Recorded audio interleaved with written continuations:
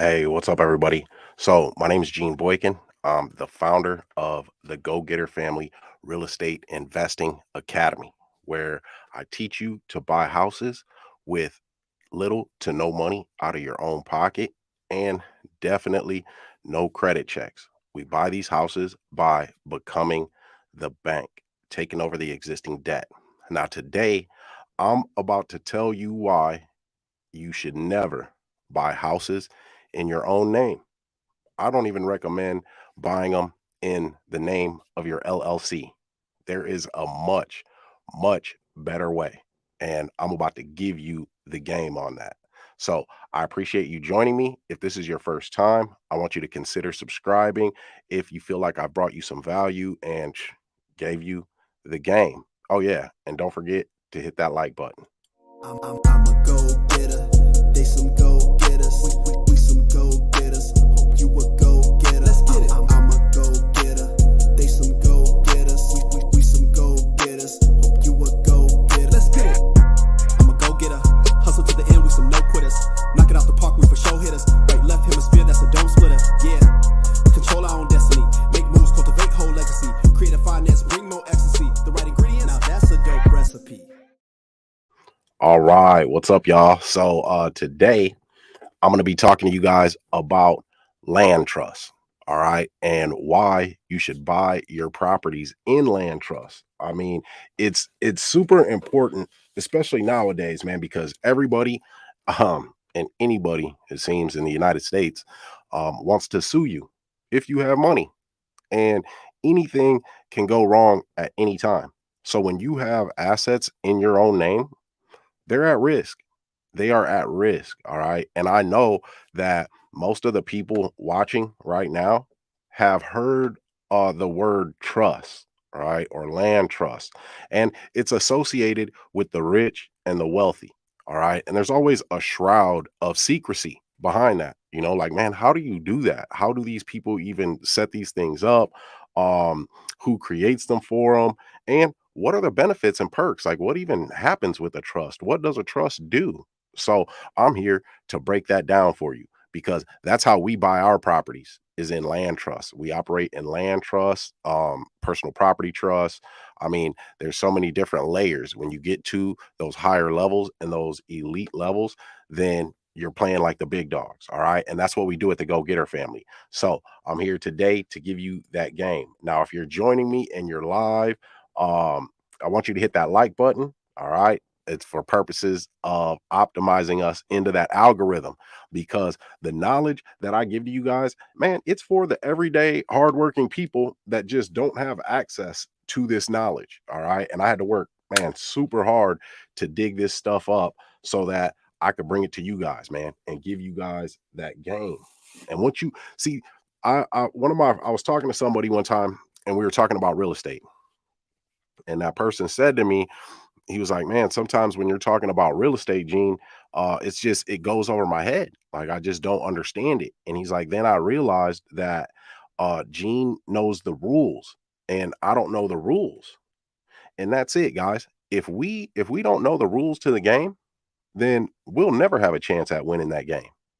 But when we know the rules to the game, man, we got a fair chance at winning, right? And then plus the way that the Go Getter family invests by becoming the bank, taking over existing debt, or if the property is owned outright, we can turn the seller into our bank. So that way we don't need a lump sum of money out of our own pocket. And we damn sure are not applying for credit, filling out credit applications, qualifying for debt, showing our W 2s, any of that. And what makes me qualified to teach you guys about this is a few things. First thing is, once I learned this strategy, and man, I did a ton of research, put a plan together, and started to take action. I bought 6 houses. I bought 6 houses and did 7 transactions in 6 months. In 6 months. And that's when I developed the Go Getter family's 7 steps to becoming the bank.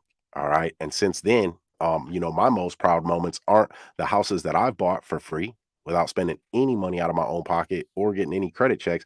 My most proud moments are the people around the country that I've helped to become the bank and buy investment properties. and to get on the path to financial freedom. All right. We're just talking to my 19-year-old student in Memphis, Tennessee, and he's gotten 3 houses under contract by becoming the bank. 3 houses. Um, and then also I helped 2 ladies in St. Louis make $18,000 on a property. They made $26,000, but they had to give some of that to the person that brought the buyer for that property. So the two of them made 18 grand and they didn't spend any money out of their own pocket. They just got the Go-Getter family's game, man. They got the Go-Getter family's game. So if you guys have questions, I want you to post those questions in the comment box, because on the second half of this live, I will be answering questions. All right. But you got to be here to get those questions answered. All right. And if you are a Go-Getter family member that I recognize anyway, we're going to try to get you to the top of that list for your questions. All right. So don't be afraid to put those questions in the comments. And man, we're going to get you the game. All right. So what we're talking about today is land trust. All right. Land trust. And this is the thing. When you buy an investment property, there's several ways that you can buy that property. Okay. You can buy that property in your own name if you want. But if you buy it in your own name, you are at risk of really losing everything. And then I've heard these other ways. And guys, it's important that you guys know that I'm not a lawyer, I'm not an accountant, I'm not even a realtor. All right. And I'm glad that I'm none of those things. I'm not certified in any of those things. All right. So this is for educational purposes only, but I'm definitely a certified go-getter. And that allows me to be as creative as possible with this knowledge and be able to implement this in a way that not only allows me to get financial freedom, but I'm able to help people instead of these people being taken advantage of and exploited when they're in difficult situations. So hey, when you're out here doing the right thing by people and operating in integrity, then things are going to go good for you. Things are going to go good for you. So, all that said, we've got a large group of people around the country that are Go-Getter family members. All right. This group is growing every day. And as of right now, we've got well over 500 members that are members of the Go-Getter family. All right. And it doesn't take much to become a Go-Getter family member. All right. So, in the description of this video, there's a link to our private Facebook group. That's one of the first steps that you can take. You can become a member, get in that private Facebook group. There's exclusive training tutorial videos in there. There's other members of the community that you can network with, communicate with. And guys, remember, your network equals your net worth. All right. So I've heard people, say, and this kind of blows my mind at times, but um, they're going to start a different LLC for every property that they buy. And I definitely do not recommend that. All right. Starting a separate LLC for each individual property that you buy. One, you are going to pay so many extra fees and taxes just because one, it's an LLC. All right. And then two, um, an LLC has to register with the state. All right. And then it's subject to certain fees, regulatory things, and then a bunch of taxes, man. A bunch of taxes. Why you want to make money just so that you can turn around and give it to the government? Give it to Uncle Sam. All right. Your hard-earned dollars, man. Your hard-earned dollars. So um yeah, Charles Pagan's watching. He says that the LLCs, the different LLCs, is preached a lot by a lot of different quote unquote gurus. All right. I want you guys to be careful of these gurus out here too, man, because hey, to each his own. I'm not knocking anybody's, gig or what they do to make a living or whatever, but there are a ton of people out here that are selling information and they're not even implementing the information that they're selling, man. You guys would be freaking surprised the amount of people that I know personally, and then the amount of people that I run into that they haven't even done the shit that they're teaching. Like they haven't even done it. They've read it in a book, they've watched it on YouTube, and they've taken a bunch of notes and put a little program together, and they feel like they can teach people to do it, and they haven't even implemented the shit themselves. And that's the thing. There's a lot of different twists and turns, especially in real estate. All right, there's a lot of different twists and turns, and if you haven't experienced this, if you have not been through a transaction, you're not going to know what to do. So you're just setting people up for failure, and you're pretty much robbing them blind. The two ladies that I talk about sometimes in from St. Louis, that they paid $10,000 for a wholesaling mentorship, and the first 6 contracts that they got under wholesaling contracts, they had to cancel those contracts because of the way that they were being taught. All right, they came to me. They came to me, and a few weeks later, they had a house under contract by taking over the existing debt, and they made 18 grand, and they haven't looked back. All right. So just be careful out there, guys. The vibe that you get from people, on YouTube coming across the screen, but then when you reach out to them and make contact with them, make sure that they have, comprehensive programs, that they have proof of what they're actually doing, that they've actually done it, and that they've helped others to get there. They've helped others to get results, because it's one thing if I get results from what I'm doing. All right, cool. That means that I can do it. But what I'm doing, is it replicatable? Can it be replicated by other people? And can other people get results? And are there proof of those results? So you just want to make sure of that, man. You do. All right. So a land trust. This is what I love about land trusts. Land trusts are considered by the government nonprofit organizations, nonprofit, which own and manage land, um, and other assets. All right. There are 3 common types of land trusts, and you do have to register your land trust with the federal government. All right, you got to register any types of trust with the federal government. This is what a lot of gurus don't tell you now. It took me a long time to learn this. And a couple of my mentors, 2 of my mentors are 2 of the top dogs in real estate investing, period, and then most certainly in subject to and creative financing. And it took me a long time to learn that you have to get a TIN for a trust. All right. A TIN is a tax identification number. It really is a trust identification number. It's exactly like an EIN when you set up an LLC. So you actually do that similar to how you set up an LLC and register with the government, so that you can get that tax identification number. It's like a social security number for your LLC, a social security number for your trust. Now, you have to fill that SS4 document out a particular way. All right, you got to put particular things in there in order to do that. So you can't just go fill out that SS4 document and just put shit in there. You end up screwing yourself. All right. So you've got to do that a particular way. There's particular things that you've got to put in there. I talk about that a lot with my inner circle. All right. So we give you the game on that. But what I love about these land trusts is they are considered nonprofit organizations. But the only thing that a trust does is profit. That's it. And the best part about a trust is it is an entity. All right. So an entity is a corporation, an LLC, a trust, me. I'm an entity. Right.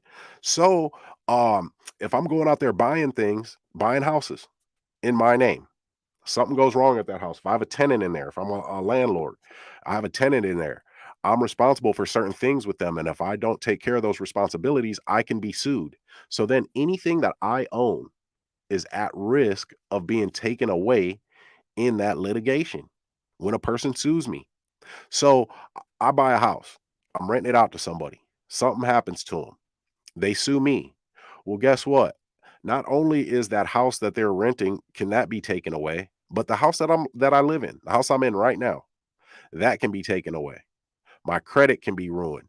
My bank account can be frozen. I mean, you are putting all of those things at risk. And a lot of people don't even know that.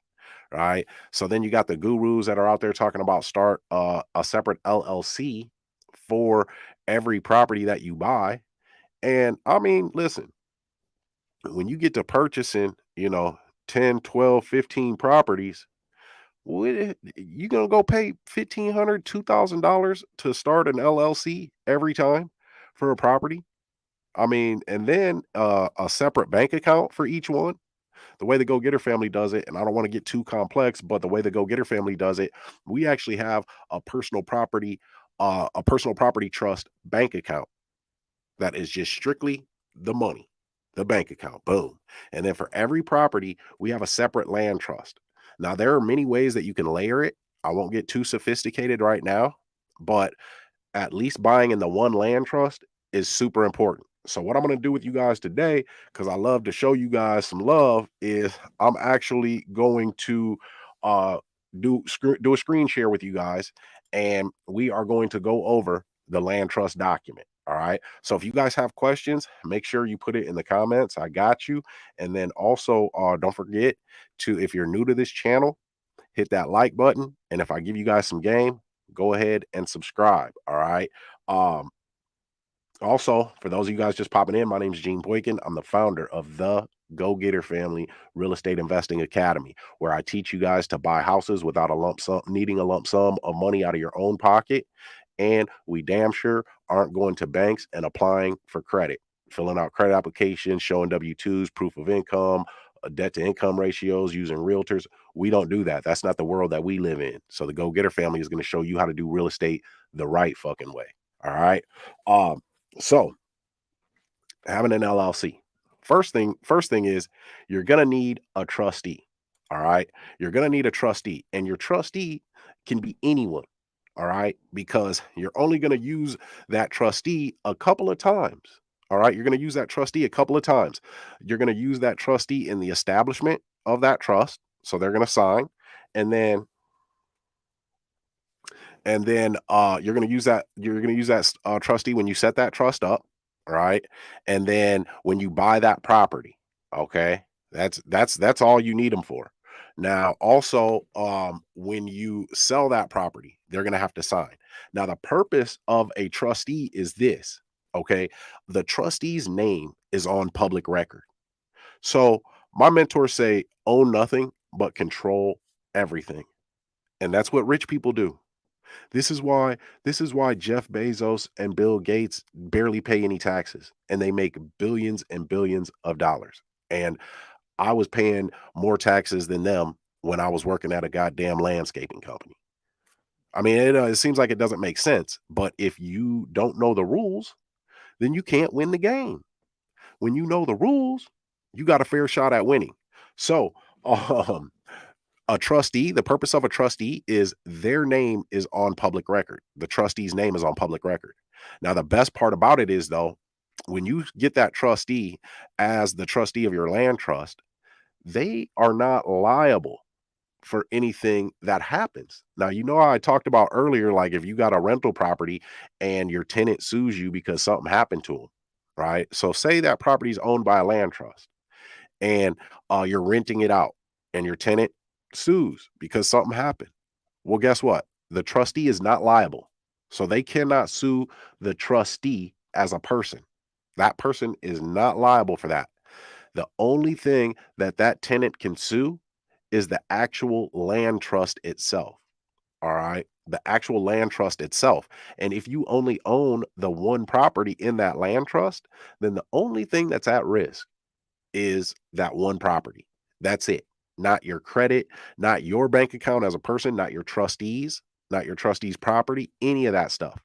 Now, the best part about the way the Go Getter family does it is we actually have directions for our trustee. So it built into our land trust, they have to follow our directions. Because listen, guys, this is the part that's important with a land trust. Who has the beneficial interest? Who has the beneficial interest? Now, you remember the definition of a land trust is they are a nonprofit entity. That's what they're considered by the government.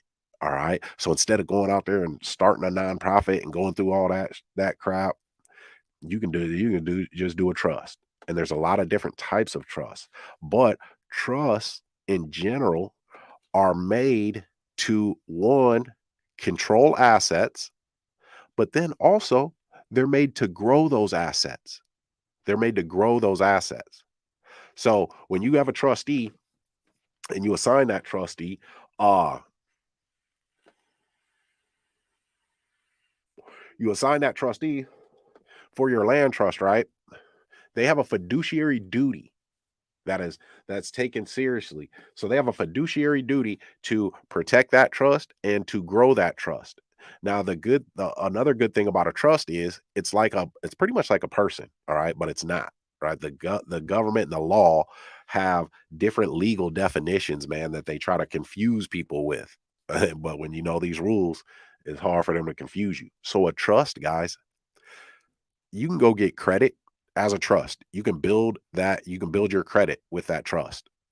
So you're not personally guaranteeing that debt as a person, that trust is. It's beautiful. You can buy other properties as a trust.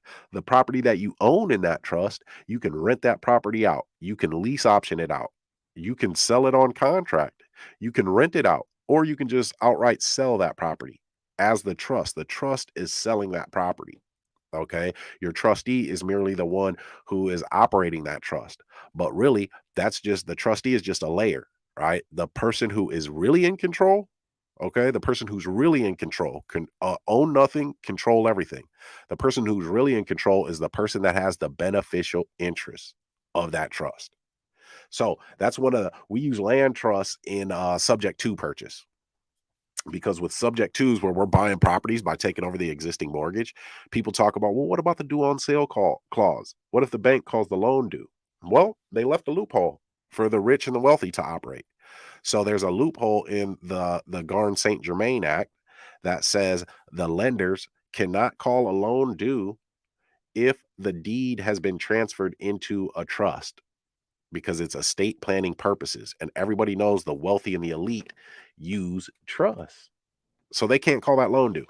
So it's a beautiful thing. Let's dive into this land trust, and then I'll answer your guys' questions that you put in the comments. I will answer them on the second half of the show. All right. So whatever questions you got, throw them in there so you don't forget. And then I got you. All right. And I see some members too. I see Charles Pagan, man. What's up, Charles? You were on my IG live the other night, man, where I was giving you guys game on that transaction that I did. I made about 13 grand. I see Trev Grady, man. Trev's been around for a minute. He's been busting some moves too, man. Trev's out there moving and shaking. So I love it. Then I see old Damon, old Elm City Damon, man. He's here too. Sam, I don't know if Sam's still on here or not, but he was here when I started. So hey, I appreciate you guys popping in. All right, I'm gonna do a screen share with you guys, and we're gonna pull up this land trust document. No.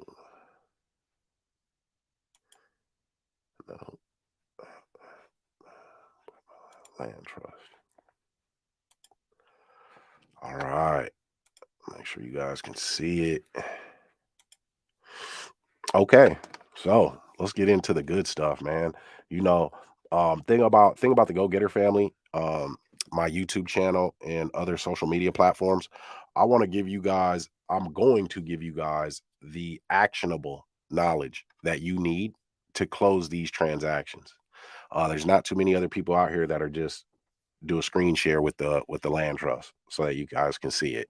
All right, lawyers charge at least $2,000 to create a trust, and they just use a template. They've got a template for it and fill in the blanks, just like you can do right here. That's what we provide for you.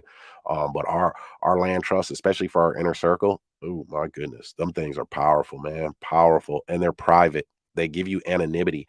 When you look up this property on public record, when it's owned by a land trust, nobody can tell the ownership of that land trust.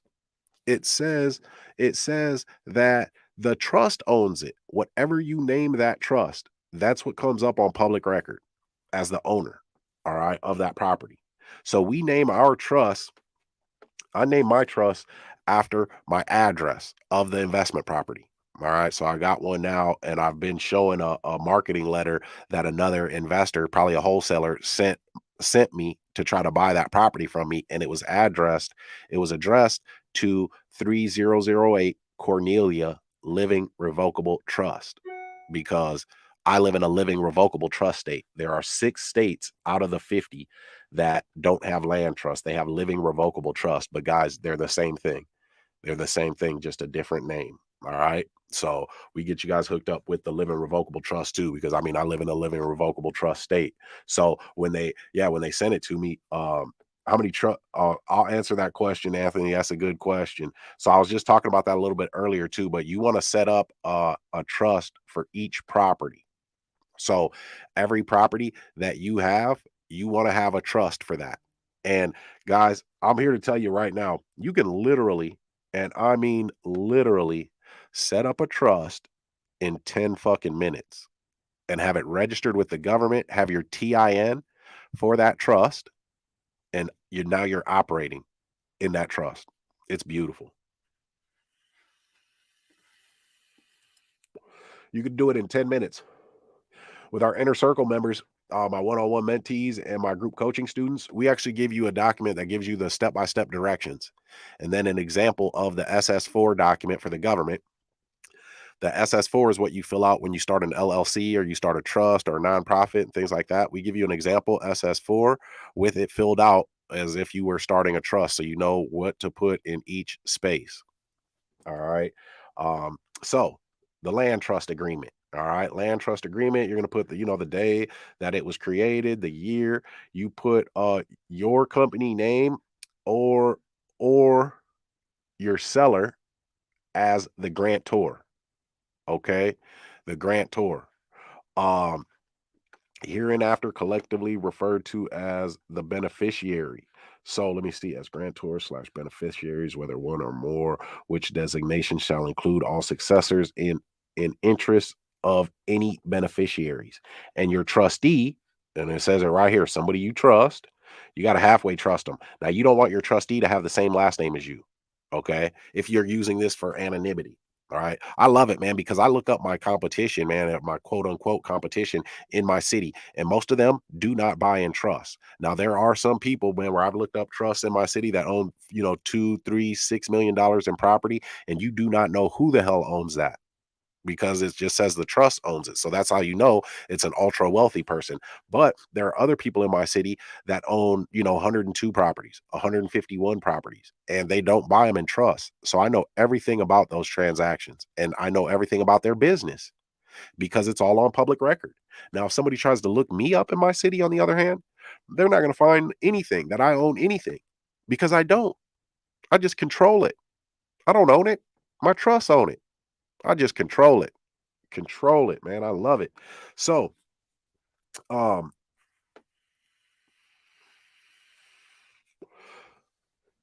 clause number 1 in that trust. Declaration of trust. This trust is created by the grantors herein shall be known as, and I put it right here, the street number trust. So that's the name of the trust. Like one of mine is the 3008 Cornelia Living Revocable Trust. That would be the name right here. And then the beneficiaries are about to convey or cause to be conveyed to the trustee by deed, absolute and form. So what that means is, is the beneficiaries or the grantor of this trust, we are conveying it to the trustee. And all that means as it pertains to a land trust is the trustee, they're going to be the person who sells this property when we want to sell it. They're going to be the person if let's just say, for example, there's a code violation on the house, right? There's just some overgrown vegetation and we get a city code violation. That city code violation would actually go to the name of your trustee, John Doe, as trustee for the 3008 Cornelia Living Revocable Trust, right? That's how it would come because your trustee is the person who is going to, they call it letters of dread. Okay, letters of dread. So anything, if there's a lien placed against this property, if there are taxes due, whatever the case is, your trustee is the person who it's addressed to.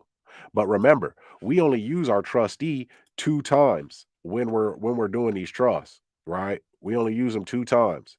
When the trust is created and we do the transaction, and then when we convey this property, when we sell the property. All right. And when we sell it fully, and there's so many different ways, man, you can sell a property that's owned in a trust by just simply assigning the beneficial interests of that trust. That's one of the steps we take in subject to. While we create that trust, our seller is the grantor of that trust, but we create it for them and all that good stuff. And then a couple of steps later in the process, we assign the beneficial interests of their trust over to us or to our trust.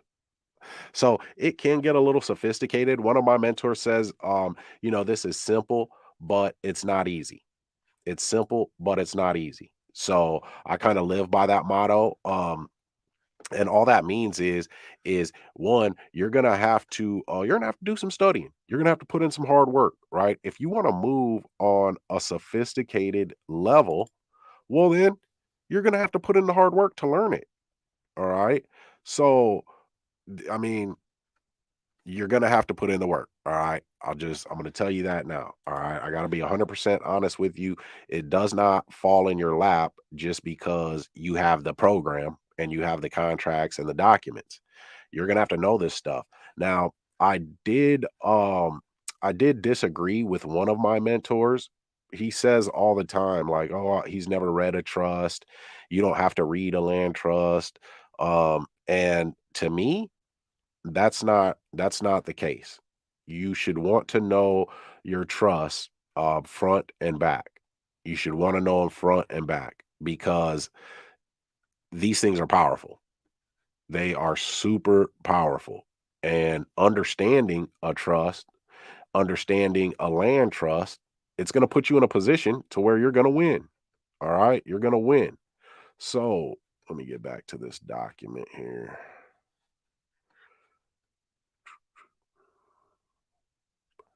Why is that in there?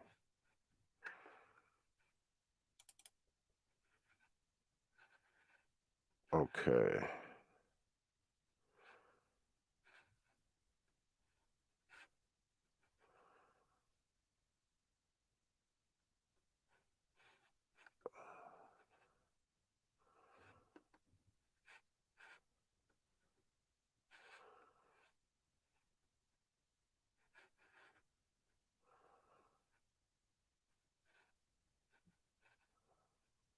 So we actually have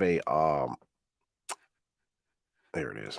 We actually have a land trust creation worksheet where it tells you all of the documents and all of the important pieces of a trust and why you want to do that for your trust. So that way every time you create one, you just keep that land trust creation worksheet and you keep that with your trust. That's nothing you have to file or a legal document or anything. That's just for you so that you have your trustee's name, the name of your trust, why you named it that, who has the beneficial interest, all of that good stuff. Um, so let me see.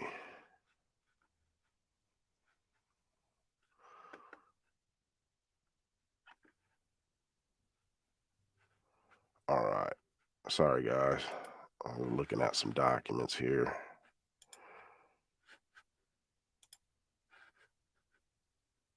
Get back on this trust for you. All right. So the purpose of this trust. The purpose of this trust shall be to hold title to the trust property and to protect and conserve it until its sale or other disposition or liquidation. Disposition means the same thing. It's just gotten rid of. So, okay, you sell it, or the disposition of it is you have assigned the beneficial interest of that trust. That's it. Or the liquidation. See, this is what a lot of people don't tell you too, is that trusts actually expire after 20 years. I didn't know that for a long time. All trusts expire after 20 years.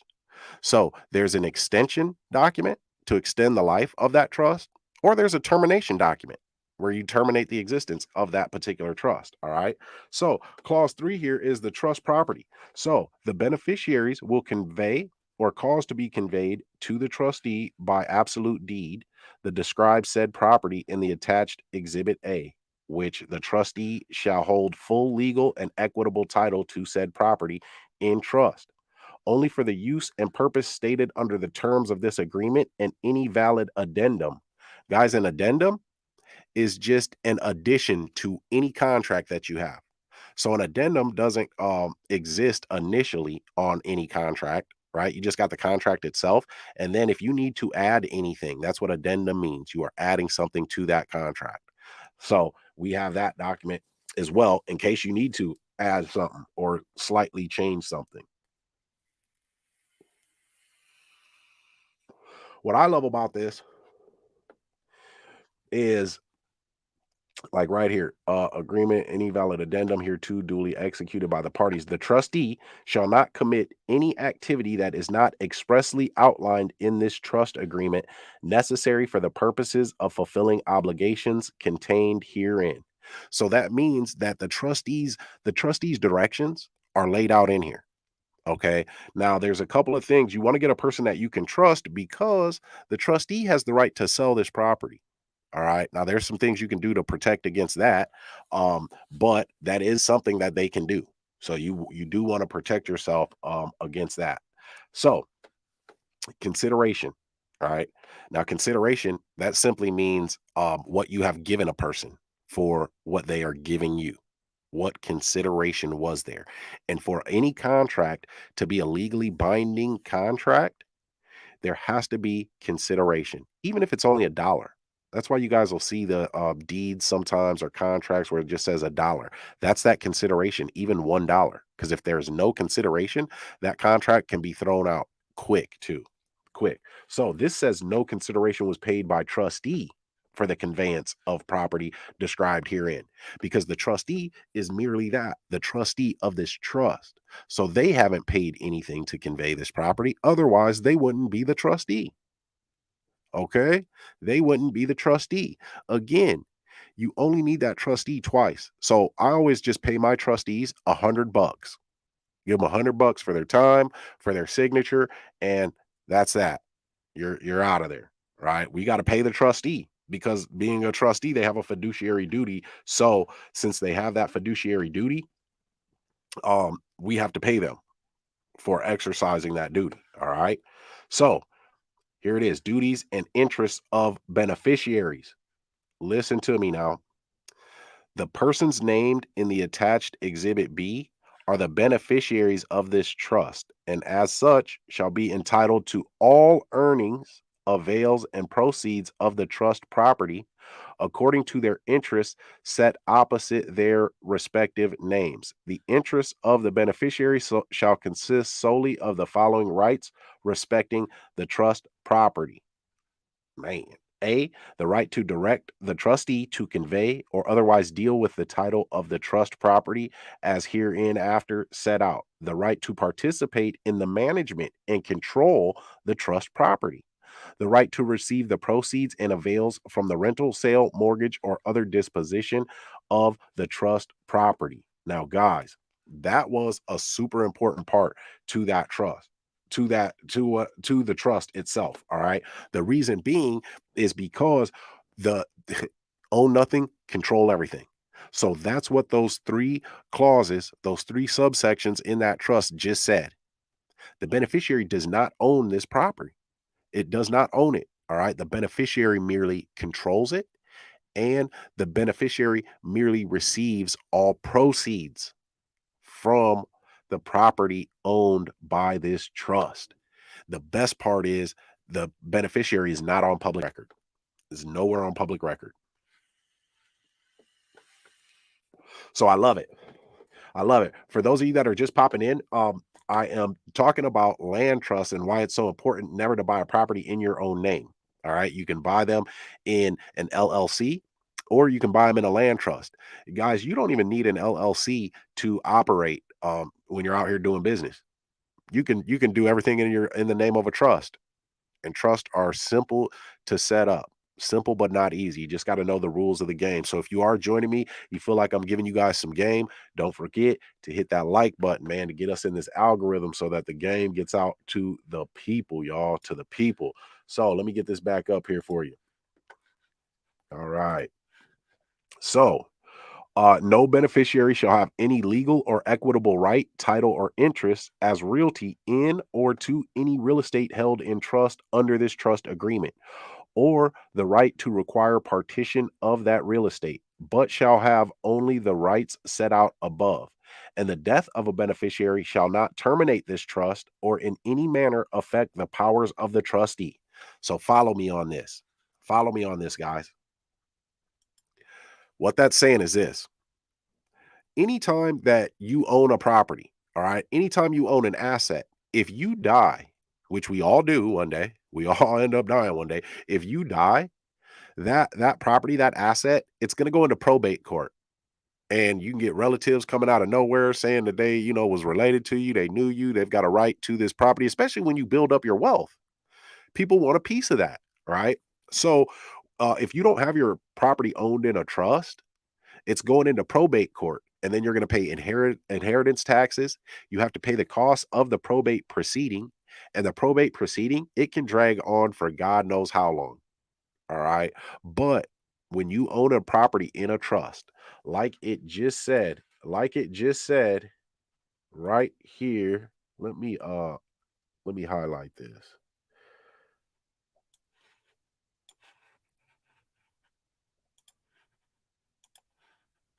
Boom.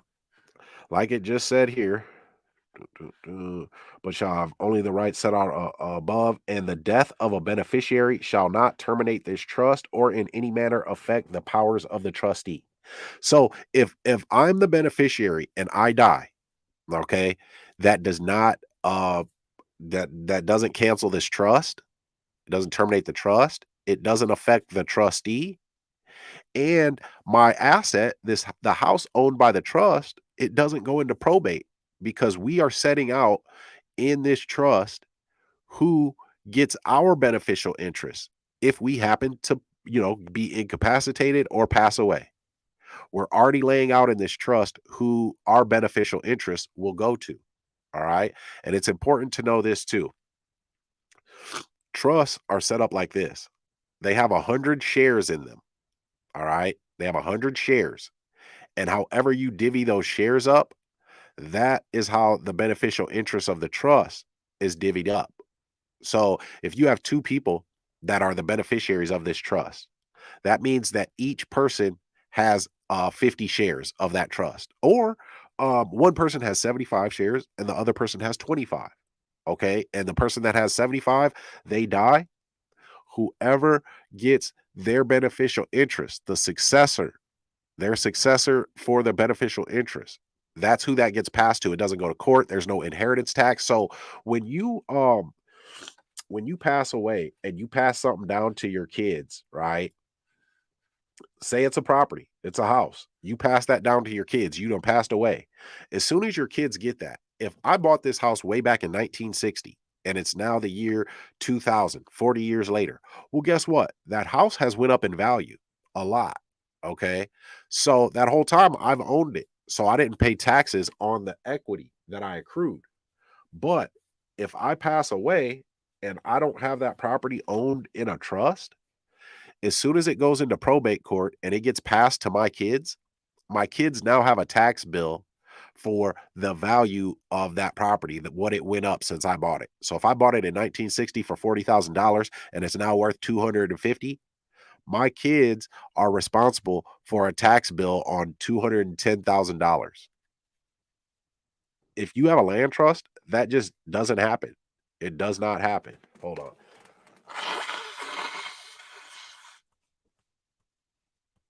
Sorry, guys, I'm a little sick. This weather up here in Iowa been acting funny. Hot, cold. I got to get up out of here.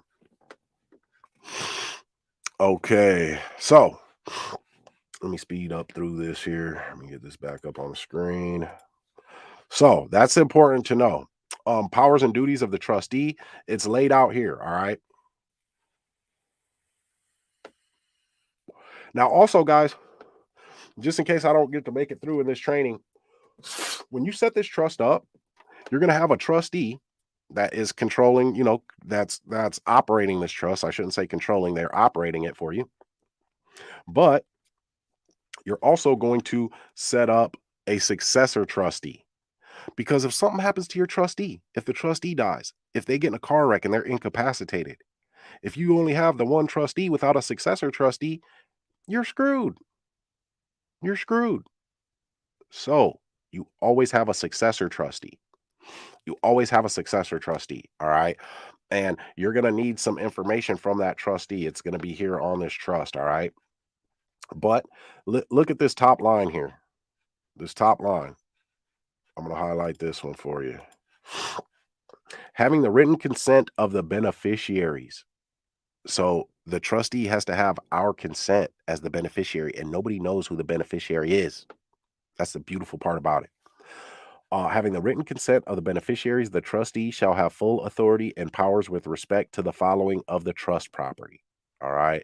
So you can issue notes or bonds and to secure the payment of the same by mortgaging the whole or any part of the trust property, to borrow money, giving notes therefore signed by him in his capacity as trustee, to invest such part of the capital and the profits therefrom and the proceeds of the sale of bonds and notes in such real estate, equities in real estate, and mortgages in real estate in the United States of America as he may deem advisable.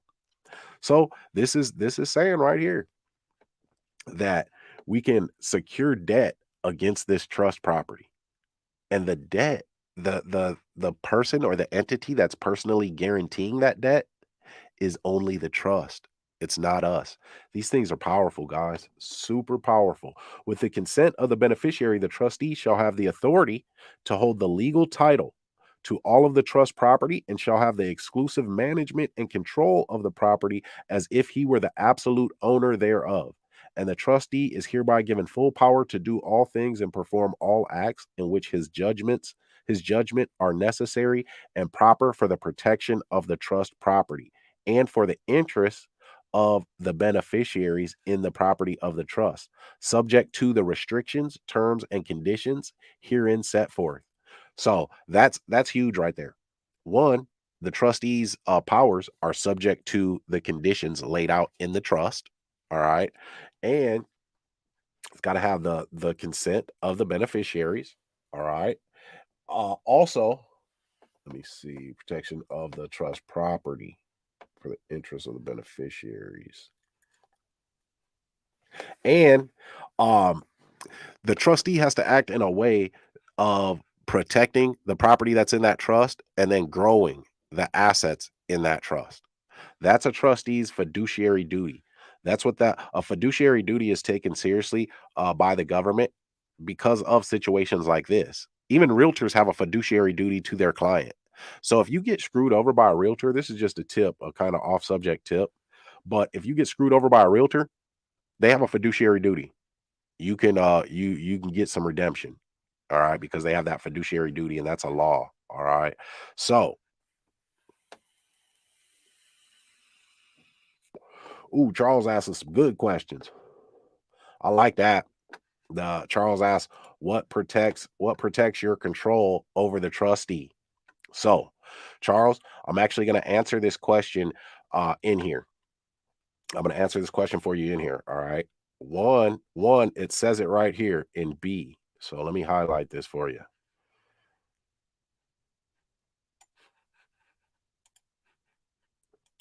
And then it talks further to this situation. So this is to answer your question, and your question was, what protects your control over the trustee? That is a very good question. So, with the consent of the beneficiary, that's that word right there, with the consent of the beneficiary, the trustee shall have the authority. So one, we are giving them the consent, right? And then also management control of the property. Give them full power to do all things, perform all actions, interest of the best man. Subject. Okay. So this last line down here, where it says trust property and for the interest of the beneficiaries in the property of the trust, subject to the restrictions, terms, and conditions herein set forth. So that's what protects the beneficiary from the trustee getting out of control. Is the trustee has to act, one, in the best interest of the trust, but also is under the restrictions and terms and conditions set forth in this trust. Okay. So that's what protects the beneficiary from a rogue trustee. But then there's some other high level things that we can do to make sure that we get a notification if the trustee tries to sell the property, right?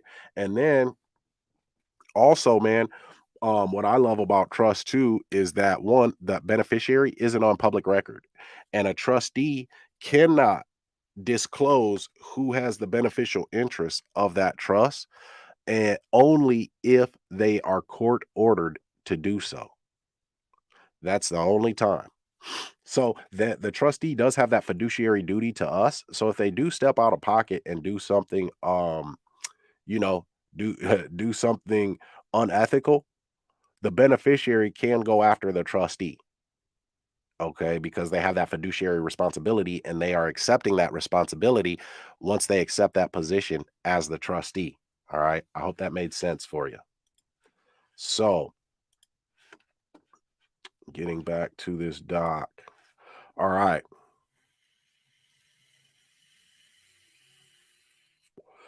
This is going to speak to that again, too, Charles, right here. Without prejudice to the general powers conferred on the trustee hereunder, it is hereby declared that the trustee shall have the following powers with the consent of the beneficiaries. That's always in there.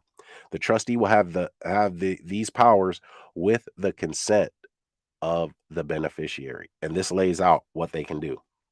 So they have the consent to purchase any real property for the trust at such times and on such terms as may seem advisable, to assume mortgages upon the property, meaning they can get debt against the property, to sell at public auction or private sale, to barter, to exchange, or to dispose of otherwise any part or the whole of the trust property, which may from time to time form part of the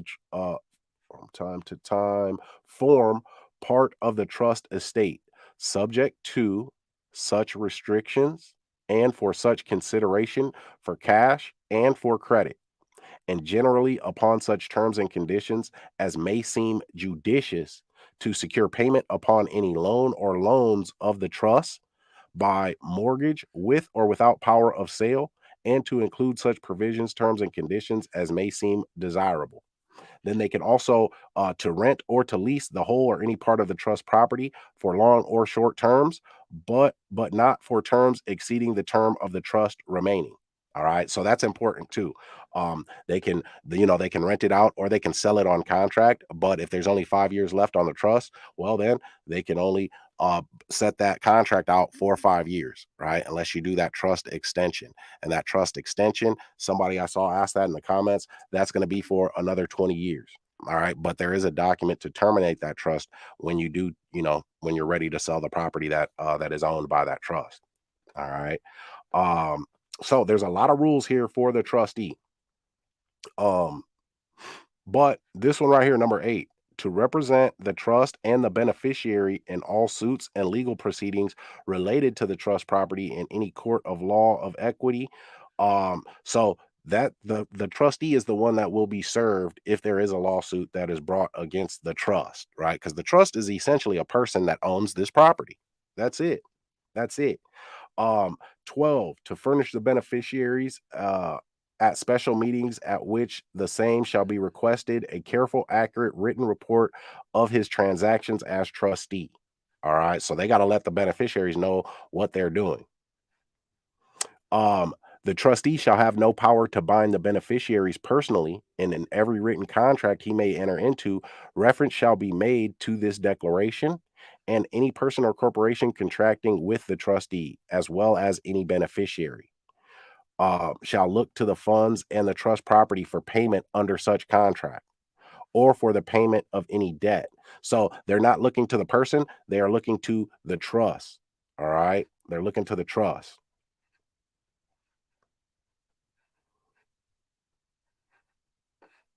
Let's see here.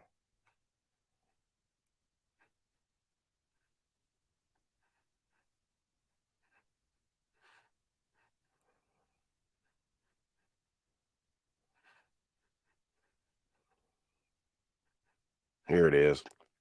Let me highlight this for y'all real quick because I know this was an important question that Charles had asked. So, B and C here.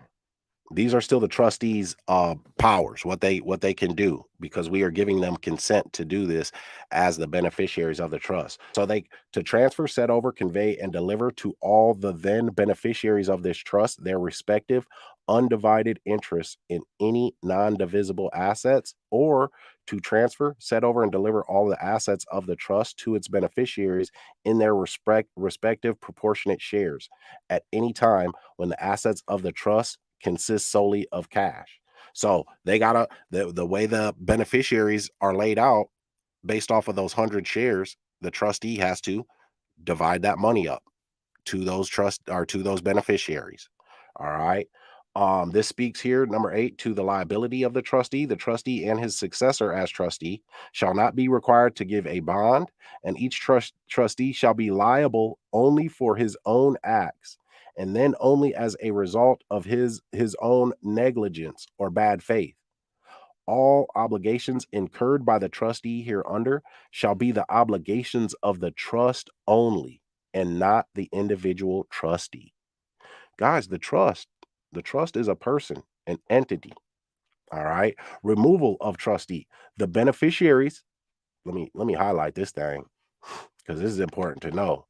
And then you got to have a successor trustee document, and then a replacement trustee document.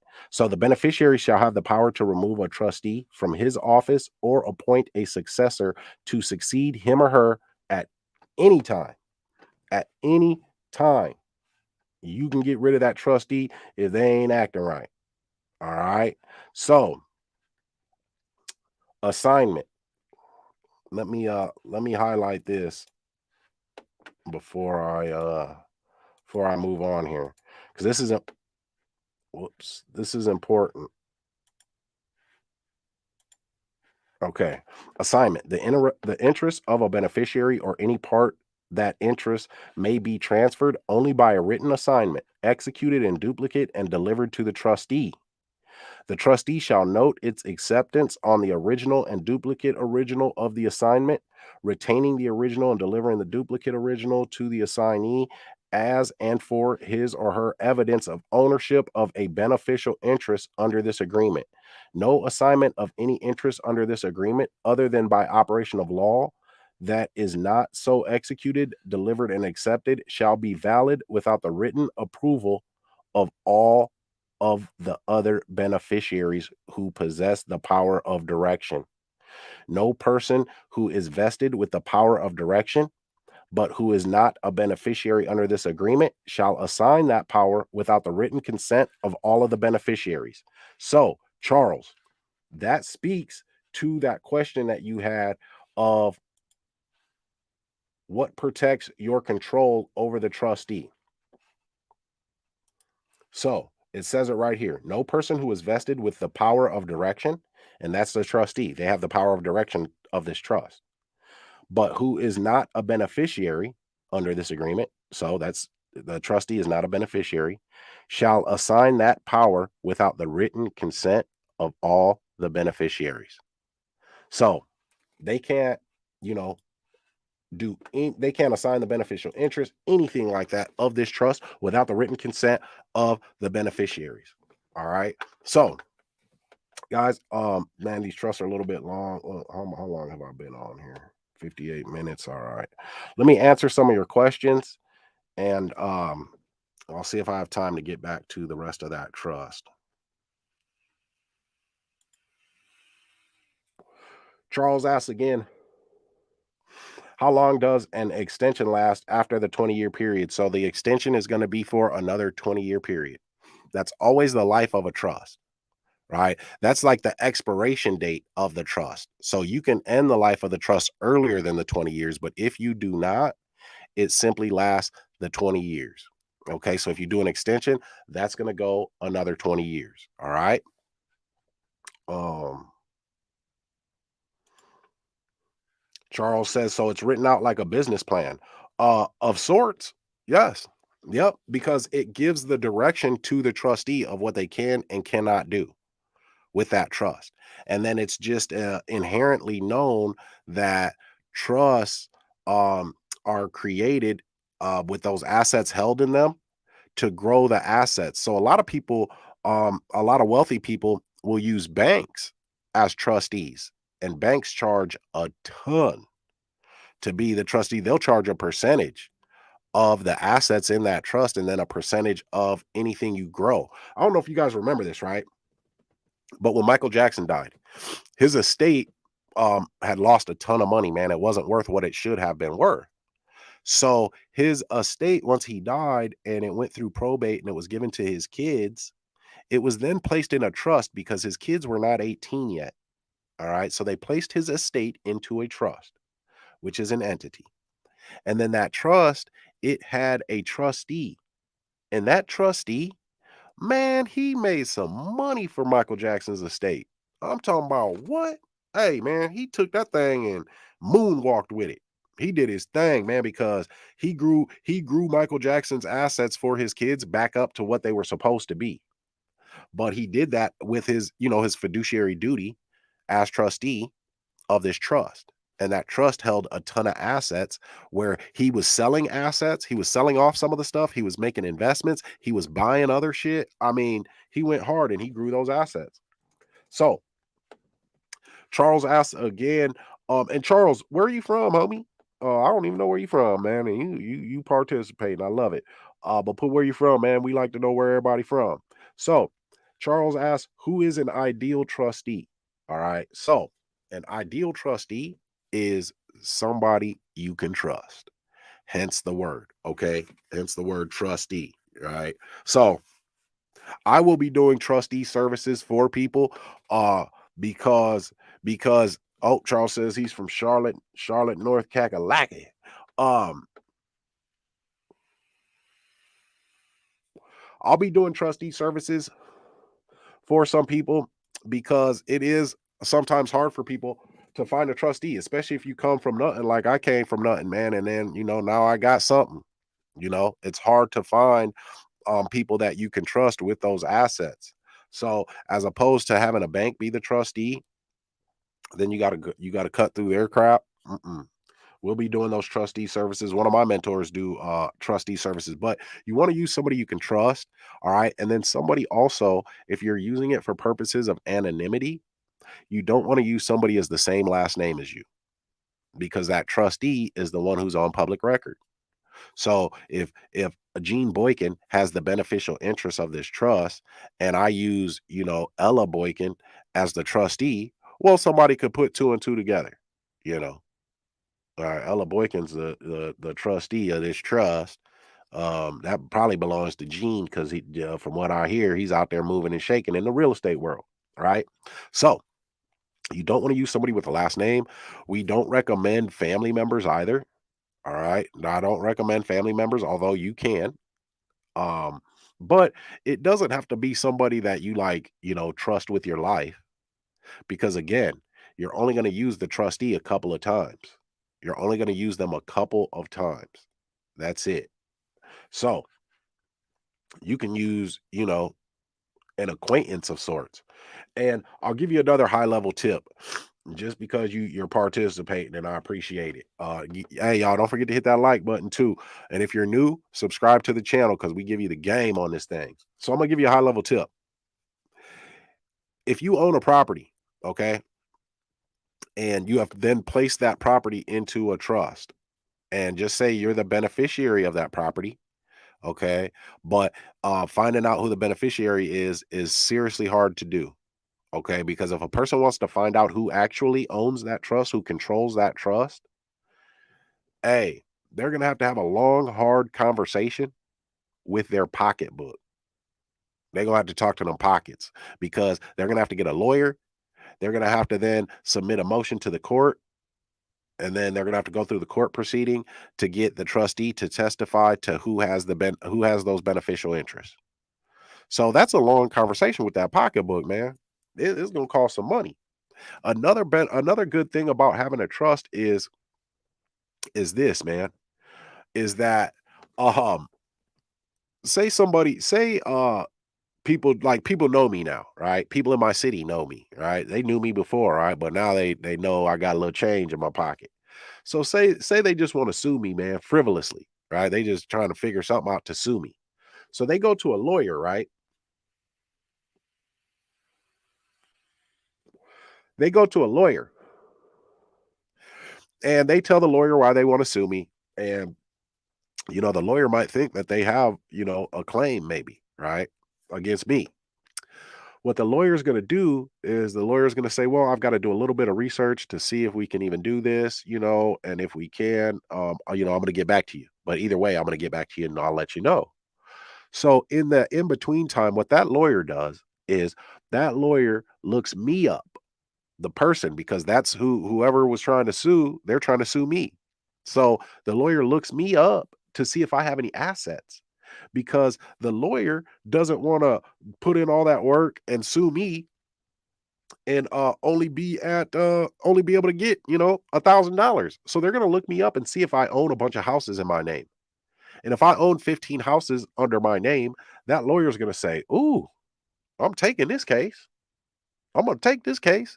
Because not only do we have this one property, but if we win a settlement that is more than the value of this one property, I can go after these other 15 properties. But since I own everything in individual trusts, the lawyer's going to look me up and that lawyer's going to be like, man, I don't know why he's trying to sue him. He ain't got shit. What is we going to get? We going to sue him. We ain't going to get nothing. We might win $1 million and never see it because Gene don't own nothing. Gene doesn't own a thing. So they'll call that person back that was trying to sue me, wanting to sue me, and they might say, yeah, I'll take your case. We're going to need a $6,000 retainer to start this case. Yeah. They're not going to take that. They're not going to take that case on a contingency basis. Contingency just means when they sue, they get 33% of whatever they win. That's a contingency basis. Well, if they look me up and I don't own anything, they're going to get 33% of nothing. So they're going to charge the person a ton of money to try to sue me. So that person that's an ambulance chaser pretty much is going to be like, well, shit, I don't got $6,000 to pay a lawyer to try to sue him. So I ain't gonna, waste my time. So there's that. That's why we own and trust as well. Charles from North Carolina, Charlotte, North Carolina, you blessed me with tickets to a mastermind recently. That's right. That's right. Hey, that mastermind was dope too, man. That mastermind was dope. I'm glad you popped onto my YouTube that day. So Damon Dig has a question. Elm City Damon. So this is a white trust, if I'm correct, and as known in law is being created. As known in law as being created in a white trust. So this is a land trust.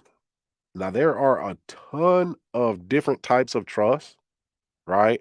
But like there's personal property trusts, there are land trusts, there are living revocable trusts, there's living irrevocable trusts, there are charitable remainder trusts. A white trust I have not heard of, but it probably does exist, right? But as it pertains to a land trust, I personally have never heard that statement. So let me just see something.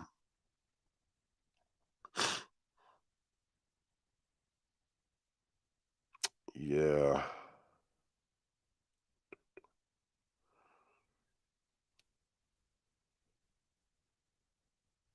Oh, you going back to the beginning.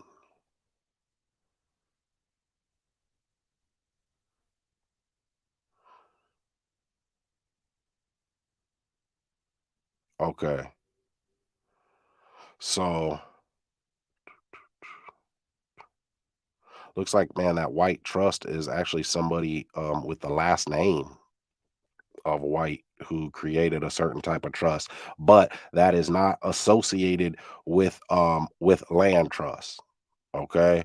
So and it's important to know also that There are 6 states in the United States that are not land trust states. Okay, they are living revocable trust states. So, um, if you live in a state that is not a land trust state, you live in a living revocable trust state. One, the GoGetter family, we've got the living revocable trust because I live in a living revocable trust state, but it is pretty much the same exact thing. It's pretty much the same exact thing. Your only thing that you're changing, and I'll show you what you're changing real quick.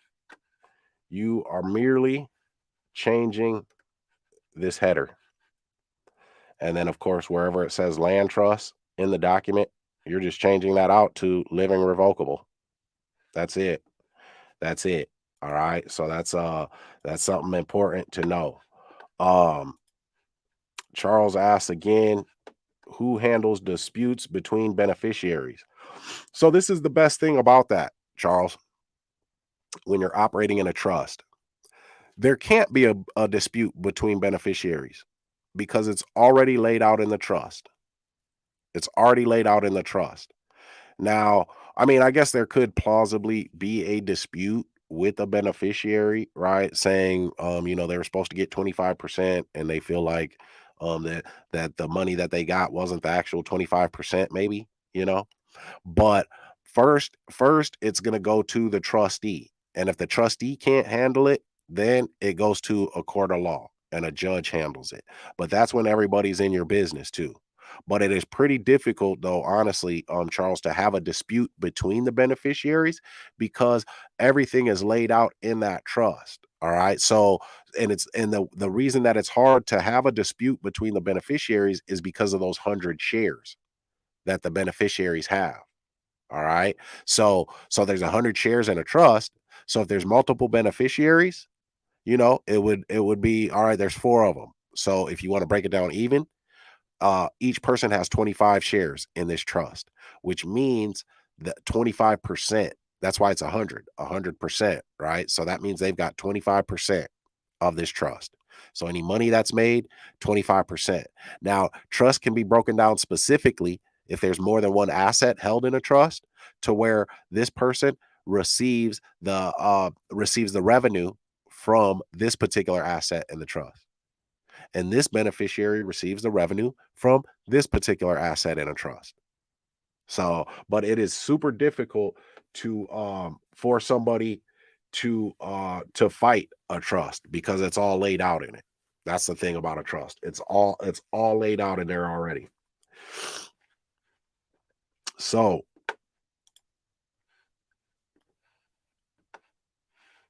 oh, you mean okay, so you're saying who handles disputes between beneficiaries in the sense of hiring and firing the trustee. Great question. Great question. So actually, it has to be agreed upon with the firing because when the trust is created, you can only create that when you have a trustee because the trustee is going to sign that document, right? And then you're going to have that successor trustee as well, and that's already laid out in the original trust. So there isn't anything really about hiring them because it's going to be actually the grantor of that trust that is going to settle that dispute. So who is the grantor of that trust? Who granted that trust? Who created that trust? Who has that asset? All right. Who has that asset? That is ultimately who can terminate that trust, right? The grantor of it. So when we buy subject to, initially, because we want to buy subject to the existing financing, we want to buy in a trust. All right. So the initial grantor of the initial trust that buys that property subject to is actually our seller. Our seller is the grantor. Okay. That's the grantor. So they are the end all be all, the grantor of that trust. However, what we do right after we do that first subject to transaction and we've created this trust for the seller as the grantor, we actually assign the beneficial interest of the trust to our trust and then we quit claim deed it to our trust. So because the deed is in the trust name. So we're going to assign the beneficial interest of the trust we created for our seller. We're going to assign those beneficial interests to our trust.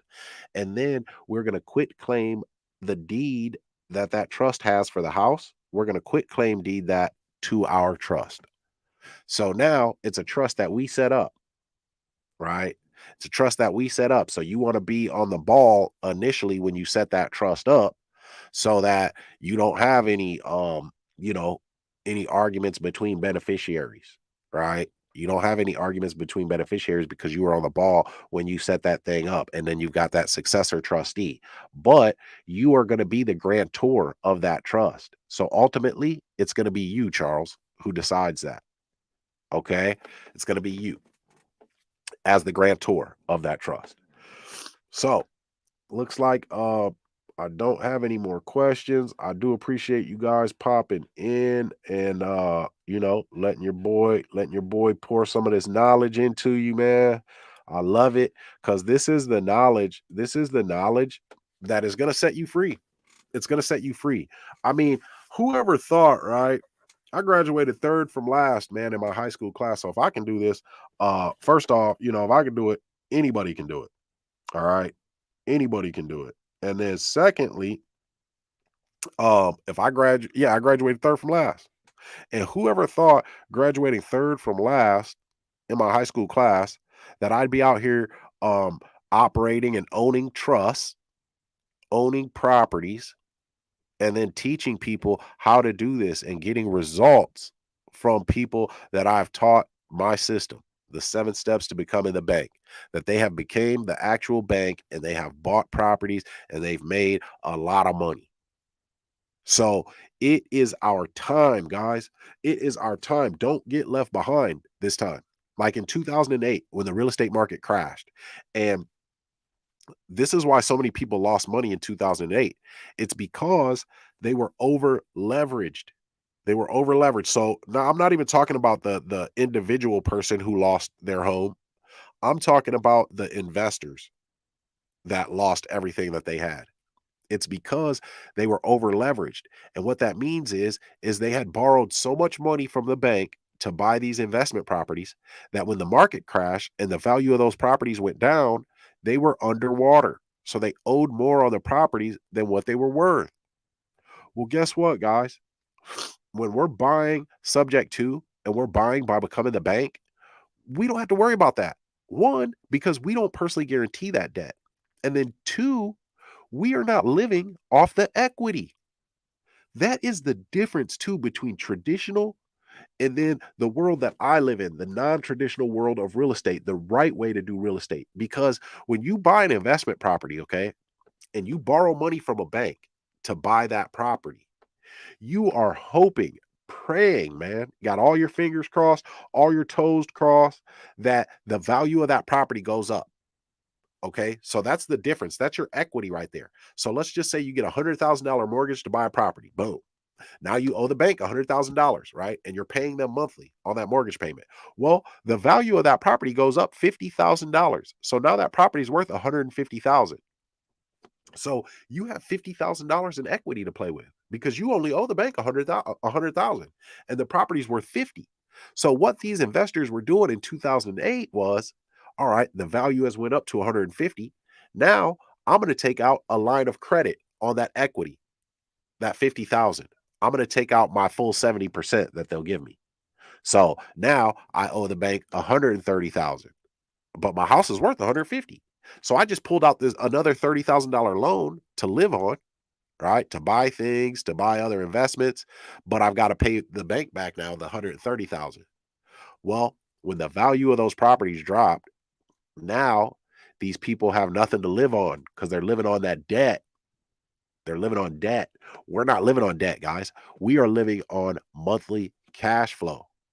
We're living on monthly cash flow. So if we take over $100,000 mortgage, all right, we take over $100,000 mortgage, and we actually are selling it to a tenant buyer. So we're selling it to our buyer on rent to own.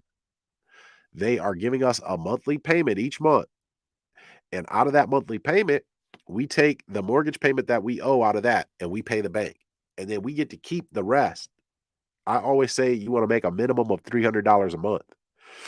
So at a minimum of $300 a month, if you got 10 properties, you got $3,000 a month right there. Always coming in like clockwork. Boom, boom, boom. And you're not a landlord. So if a let's just say a furnace goes out, that's 3,500 bucks. Well, guess what? You're not the landlord. You just own the property. The tenant buyer is responsible for that. So you're not going to get that big hit of $3,500. You're still going to be making your passive monthly income off of that 300 bucks a month, chilling. That's your car payment. That's it. And then the next house is your food for the month. Then the next house is your clothing. Then the next house is your bills. And then the next few houses after that are your trick off money. You do what you want with. I own six houses now. And I'm about to be selling another one of my properties. And when I say sell it, we sell it as we are the bank. So I'm gonna sell it to a tenant buyer, rent to own. So I'm gonna get a big old chunky down payment that I get to put in my pocket, tens of thousands of dollars in my pocket. Boom. And then on this particular house, we're gonna catch a spread of at least $550 a month, monthly passive income. So if the market drops on this property, right? Let's just say there's a market crash next week. Well, and the value of that property goes down. So what? It doesn't matter to me because I will still be getting my monthly payment for this property. So I'll be able to service the mortgage because I'm not living off of the equity. I'm not living off that equity. So I'll still be able to service the mortgage payment that I took over and I'm still going to be getting my monthly income off of it, my monthly passive income. It's beautiful, man. It is a beautiful thing. I love it. Hey, I appreciate that. I appreciate that, Damon. I do, man. I love pouring into y'all, man. This knowledge, man, that I work so hard to get, that I had to dig up and find. But I also love passing this knowledge on to y'all. I want everybody to win, man, because this is our chance, guys. This is the best time in history to become wealthy in this country. And things are taking a turn, guys. Things are taking a turn. The Fed raised interest rates. That means it's harder for lower income, medium income, and lower income people to get credit, to get mortgages. So it's harder for them to buy a house. If there is less demand for people to buy a house, well, then that means the price is going to go down. There's going to be more supply because there's less demand. It's the law of supply and demand. That's just the way it is. So house prices are going to go down. And in a lot of cases, people are going to be losing their homes because of that moratorium on foreclosures and evictions during COVID. Well, that was over. That was over, what was that, in December or something like that? So now those foreclosures are picking up. I mean, just last month, foreclosures were up 181% over the same month the year before. So we're buying them by taking over the existing debt. That's how we're buying the properties, by taking over the existing debt. So if somebody's going into a foreclosure, they can't pay that existing debt. That's what a foreclosure is. They can't pay that existing debt. We can come in, we can take that existing debt over without having to go fill out a goddamn credit application, without having to qualify for it, without having to go show W-2s, without having to go to the bank and say, okay, this is our debt to income ratio here. I make $10,000 a month and $4,000 a month goes towards my bills. That means I have a 60-40 debt to income ratio. Well, guess what the bank wants your debt to income ratio to be to get a mortgage? They want it to be a minimum of 70-30. So if you make 10 grand a month, they want you to have $7,000 to play with. And then the other $3,000 going towards your bills.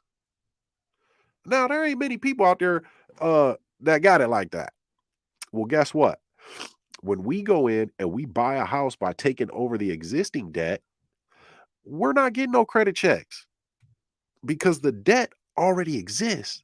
Somebody already qualified for that debt. Somebody already qualified for it. So we don't have to go re-qualify for that debt. It's already been qualified for. The problem is if you know how to properly do it. Again, it goes back to, do you know the rules of the game that you're in? Do you know the rules? And the thing about real estate is this: everybody's in the game. whether they want to be or not. I don't give a fuck. Do you live somewhere? If you live somewhere, you're in the real estate game.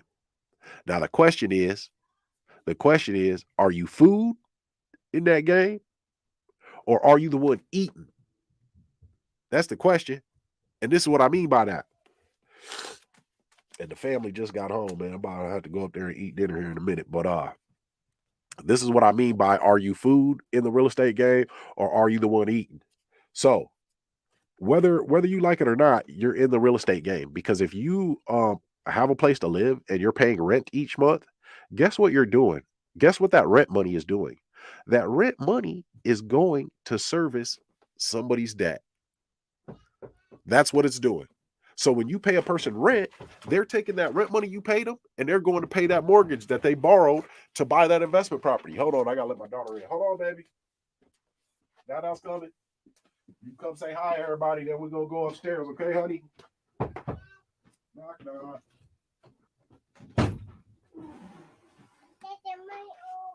Oh my goodness. Oh yeah, yeah. I shoot that at the goose.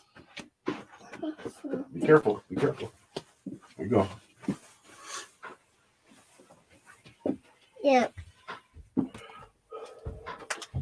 Oh, you showing them your elbow? Oh, yeah. Let me kiss it. Oh, you're welcome. You're welcome. Hi, everybody. Say hi, everybody. Yeah, she definitely ain't gonna be ignored, Charles. Oh, she's showing her elbow. Oh my goodness. So, if you're renting a property and you're paying somebody rent each month, they're taking a portion of that rent. They're taking a portion of your rent, and they're going to pay the mortgage that they got to buy that property. All right. So you're in the real estate game, whether you want to be or not. Right. But again, the question is, are you food, or are you the one eating? Right. So with this knowledge, that'll be done in 1 minute, honey. Okay. So with this knowledge, we go from being food to being the ones who are eating. Damn it. Because just last year, man, before last April, when I got my first property, last April. Before that, I was food. That's what I was. Because I'm paying rent. Man, and rent is always higher than mortgage payments. Always. But once I learned this strategy, I got the knowledge, I took action, and I implemented. I then became the one who was eating. I became the one who was eating. And eating, I am. That is for sure. So now, instead of us being in this game, even though we don't even know it or we don't want to be, but we still have to pay rent, now we can be in this game and we could actually play this game. And we can play this game to win. We can play this game to win, because the people that are out there that can't afford to pay their mortgage anymore. Or maybe they're one of these landlords that we were paying rent to. We were paying them rent, but during COVID, they weren't getting those rent payments. But guess what they had to do? They still had to pay the mortgages that they got to buy these investment properties. They still had to pay those mortgages. So those mortgages were being paid and they weren't making any money. You know what I mean? So here we come and we can help them. Mortgage is another way to keep us in the rat race. You better believe it, man. You better believe it. They say, hey, baby, go-getter. Are you Princess Go-getter? No. Who are you? You're Ella Jean Boykin? That's right. All right, y'all.